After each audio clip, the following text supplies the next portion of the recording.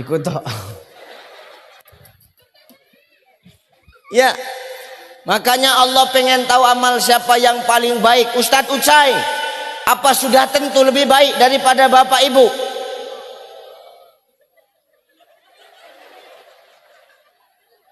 Belum. Bisa jadi nih yang ngomong belum tentu lebih baik daripada yang mendengar. Bisa jadi yang mendengar ini jauh lebih parah. Enak kali kau. Enak aja aku sing ngomong, aku sing rugi. Makanya ujian diberikan Allah. Allah ingin tahu amal siapa yang paling terbaik di antara kita. Ya Bu. Iki nek kita wis teko nang pengajian, nek kita wis rajin nang masjid, iki status sosial kita udah nggak kita bawa-bawa ini.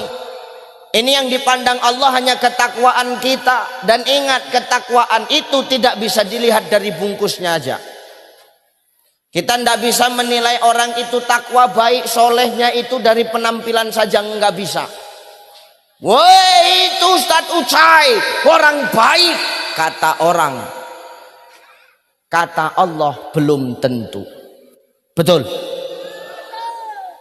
Betul pula itu. Ya benar Pak. Oh itu Ustadz Ucai orang soleh, kata orang. Kata Allah belum tentu. Maka hari ini ujian itulah yang akan mendewasakan kita. Allah memberikan kita ujian bukan karena Allah itu benci dan gak senang dengan kita, tapi dengan ujian itu Allah ingin tahu sebesar apa kesetiaan kita kepada Sang Pencipta. Ngono lho yuk. Yo. Ujian dikirim banjir, jembatane ambrol, ujian. Loh, Pak, apakah Allah benci? Tidak, Allah ingin menguji kesetiaan kita. Tetapkah kita istiqomah di jalan Allah atau malah jauh dari Allah? Kan gitu. Nah sekarang saya mau nanya ini. Ujian yang paling susah itu ketika diberikan kesulitan atau kesenangan? Hah? Coba iki jawab iki. Ujian Pak, yang paling susah itu ketika diberikan kesulitan atau kesenangan? Hah?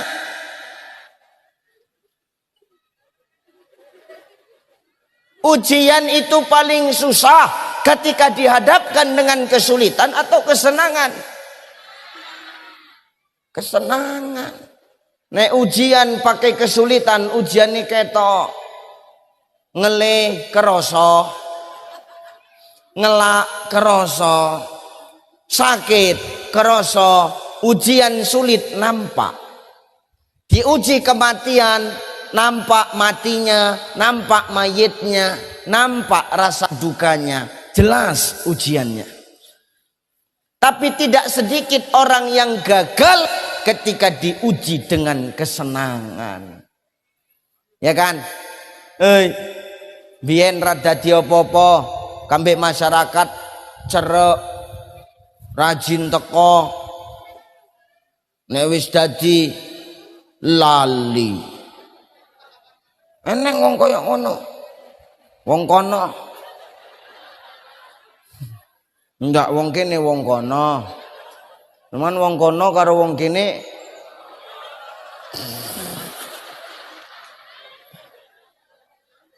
ya hidup nih selalu aja ya. Jangan ketika kita dikasih kenikmatan oleh Allah malah kita lalai. Tidak sedikit orang yang lalai ketika dititipkan kenikmatan sama Allah. Malah kadang begitu diberikan kenikmatan oleh Allah, dia lupa dari mana kenikmatan itu datang dan untuk siapa siogianya kenikmatan itu diberikan.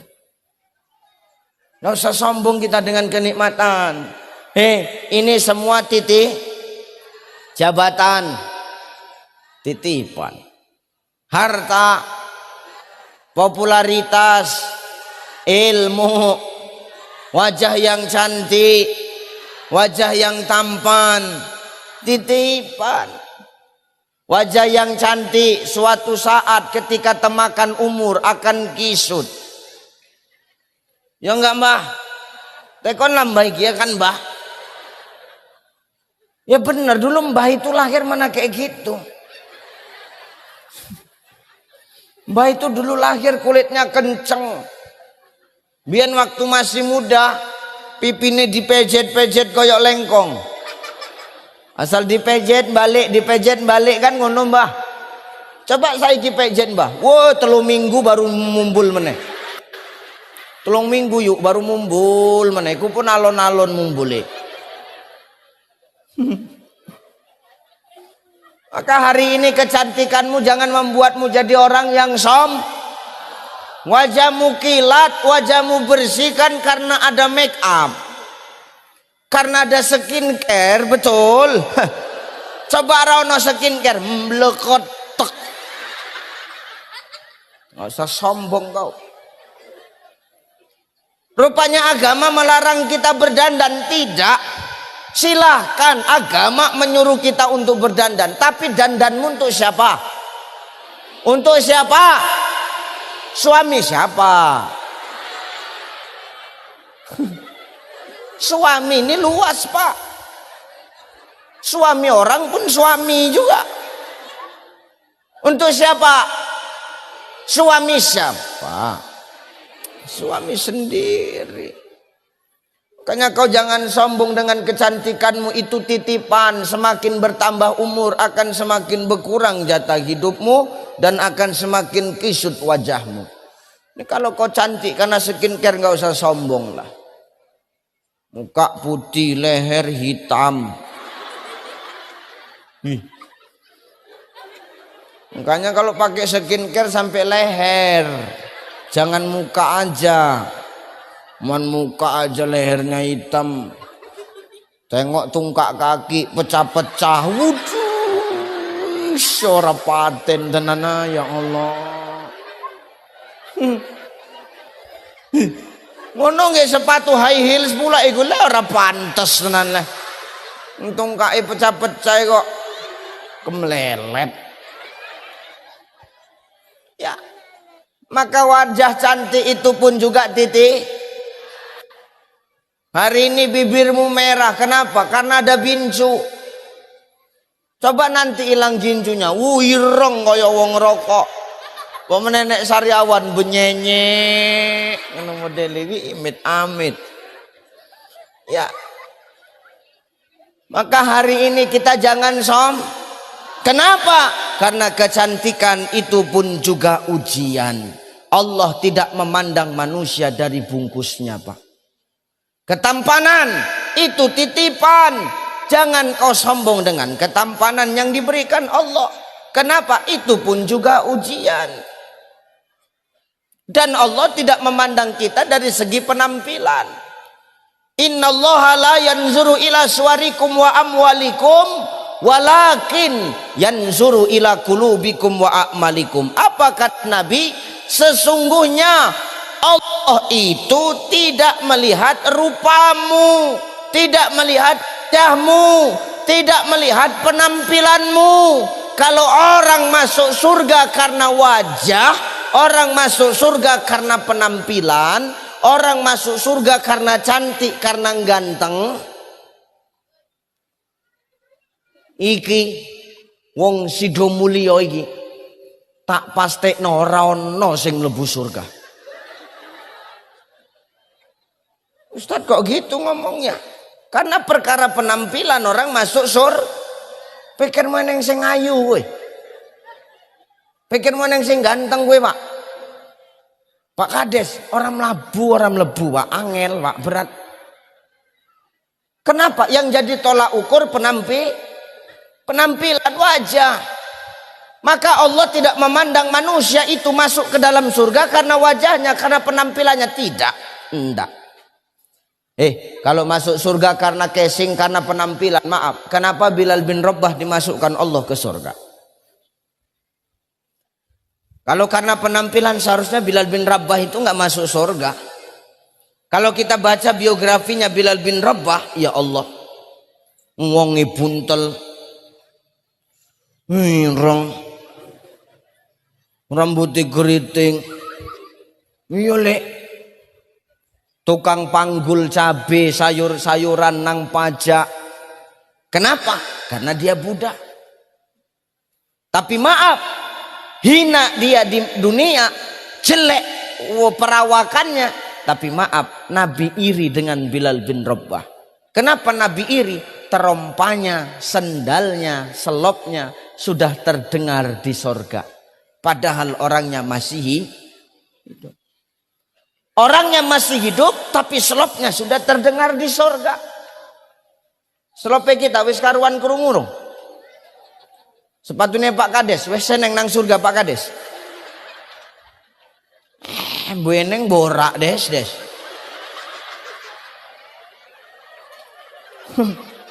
Tenan yuk. Selope Ustad Ucai, sepatune Ustad Ucai sing digawa ceramah nandi-nandi wis seneng karuan nang surga apa?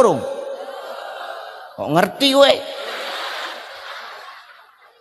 Belum tentu.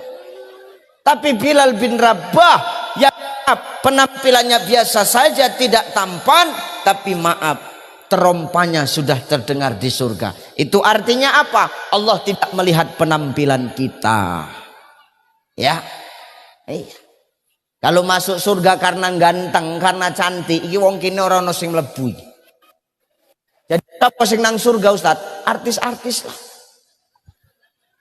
Loh, saya ucapkan betul itu. Kalau karena tampan, karena cantik orang masuk surga, sing nang surga iku artis.